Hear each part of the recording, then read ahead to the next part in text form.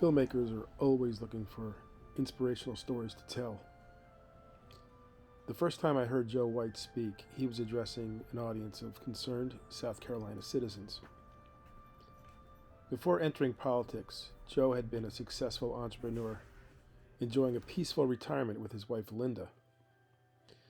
But after watching his country falling apart, Joe decided, with Linda's full support, to run for office. So in November 2022, Joe was elected to represent Newberry County in the South Carolina State House.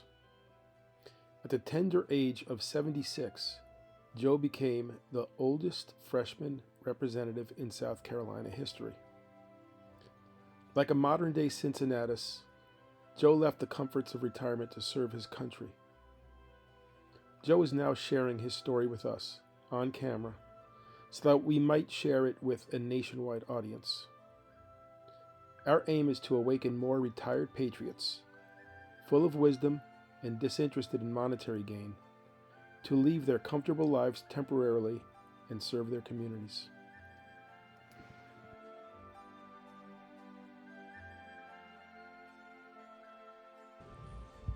Good afternoon. Good afternoon, Representative White. Did you know that we have several bridges in Newberry County that are either currently considered unsafe or closed? You have mentioned that to me on occasion, yes, sir. Do you know that South Carolina is #1 in the nation in fatalities and serious injuries on rural roads?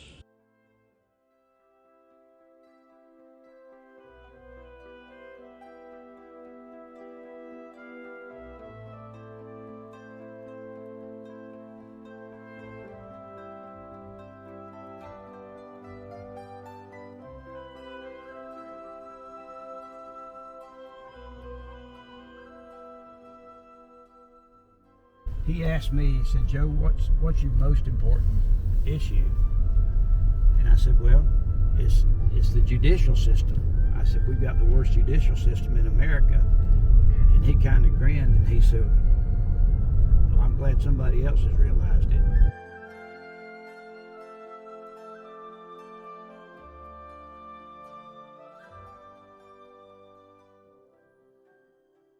Retired in 2017. We were enjoying life, and every morning I get up at 5, get my coffee, I sit in this chair, lean back, and listen to music. Basically just instrumental, easy listening. And we started with mask mandates, and then we went to George Floyd's death and the riots and tearing down monuments and all that. And then when January the 6th happened, I sat right here and watched that and wept. And I said, that's what these people have been wanting to happen. My wife Linda said, "Joe, you gotta quit watching TV." So I did, but I ended up reading 3 books, and as I read those 3 books, all of them led me to realize that we need to get involved in politics at the grassroots level. Unless we get personally involved, that we can't change the country back to what our founders intended. By the time I finished reading it, I read in my local newspaper that my state house representative had been indicted. So I'm in my chair one morning, and I've been handing this little sign out that says, "If not now, when? If not you, who?"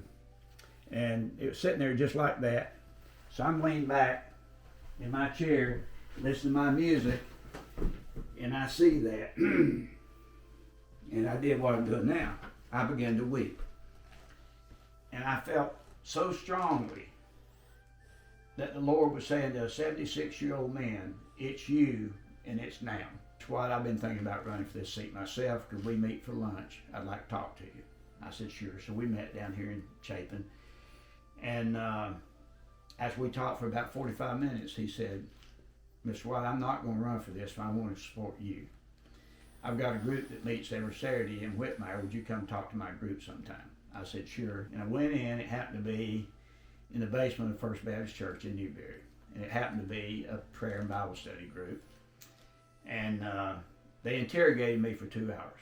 They wanted to know everything about my business, my faith, my family, everything that they could ask, they asked.